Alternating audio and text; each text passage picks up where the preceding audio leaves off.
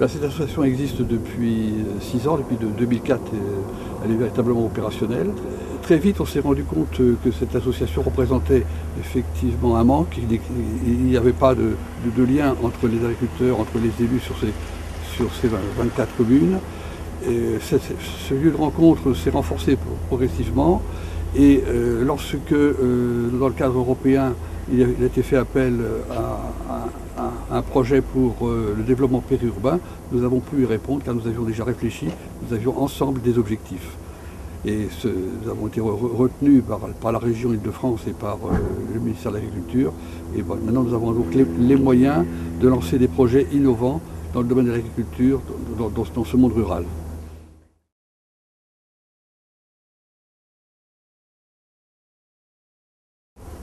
En fait, le monde urbain et le monde périurbain fait que tout s'accélère. Les gens n'ont plus le temps de se connaître, de se voir, de se rencontrer, de se reconnaître. Et donc l'idée de cette association, c'est que les agriculteurs qui finalement cultivent 80% du territoire et presque 100% de l'espace ouvert et visible, qui sont aujourd'hui largement minoritaires, mais finalement qui peuvent par leur action, leur diversification avoir un impact majeur sur l'espace, soit en relation directe, simple et efficace avec les représentants que sont les élus et les représentants d'associations qui représentent les autres usages de ce territoire. Et d'une façon très pragmatique et efficace, de monter une association territoriale pour que le devenir de ces territoires parte de la base et ne soit pas imposé finalement par un enchevêtrement de réglementation qui fait que, au final, les intérêts des uns et des autres ne soient ni compris ni réalisés. Vraiment, il y a un changement d'état d'esprit. Et puis ensuite, il y a un véritable changement à mesure où ceux qui, notamment les agriculteurs, étaient dans un système céréalier assez protégé par l'aide européenne, et puis, etc., qui se retrouvent aujourd'hui dans un marché mondial très chaotique, et qui sont dans une contrainte de revenus forte, dans une contrainte d'entretien des bâtis, dont ils n'ont parfois plus les moyens, mais ils se retrouvent dans une logique d'entrepreneuriat, de développement de nouvelles activités, et grâce à cette solidarité locale, et grâce à cette écoute des élus, peuvent se retrouver dans une situation de confiance qui est préalable à l'investissement, au fait de recroire au territoire et de recroire dans des investissements sur des très très longues années.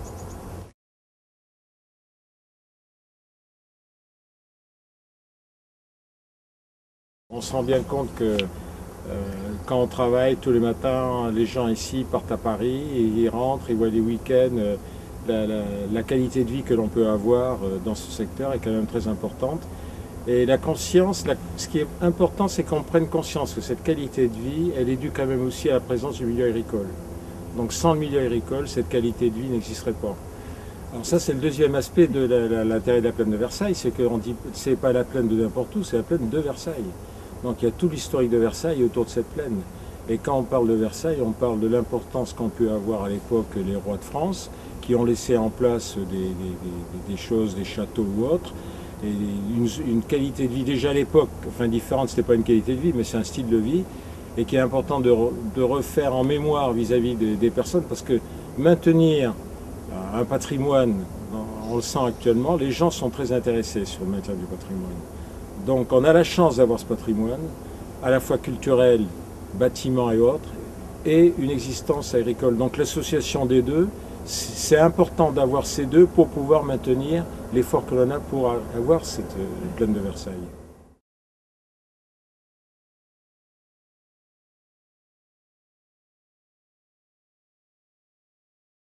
Et pour nous, c'est un territoire très emblématique, si vous voulez. Emblématique d'abord parce que situé dans l'axe du château de Versailles, donc ça veut dire internationalement connu. Donc ça, c'est un atout irremplaçable. Et puis à côté d'autres territoires que sont, par exemple, Seine-Aval ou Vernouillet, sur lequel également il y a de grands projets d'aménagement. La plaine de Versailles, parce qu'elle regroupe un très grand nombre de communes, est pour nous le symbole de ce que nous devons réussir.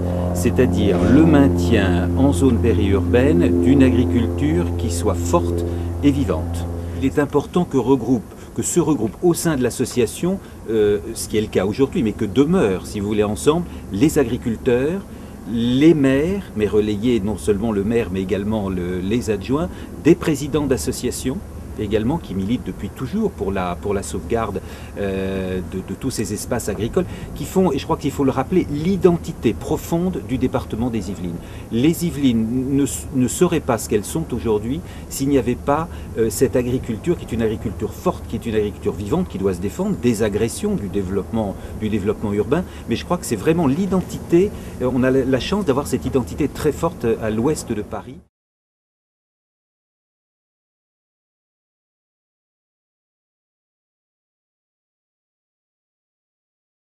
Alors les programmes agro-urbains sont des démarches de territoire en fait, qui sont à l'initiative de manière générale et d'ailleurs pour que ça réussisse, d'élus du territoire, d'agriculteurs et des résidents.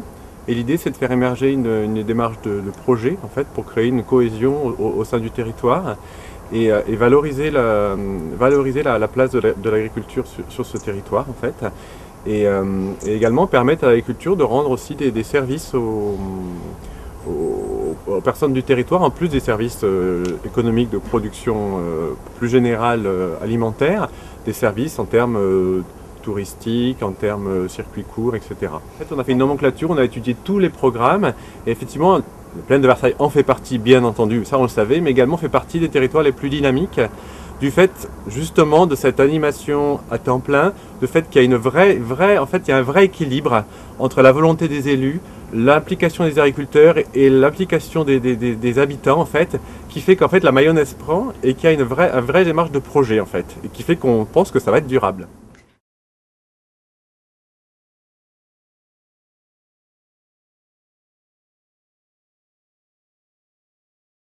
Aucun site dans le monde, campagne près des villes, n'a un site semblable ou comparable au château de Versailles. Les paysages, je dirais, qui sont là, ne sont pas des paysages de bocage, comme par exemple en Angleterre, mais des paysages d'espace ouvert, d'espace d'open field.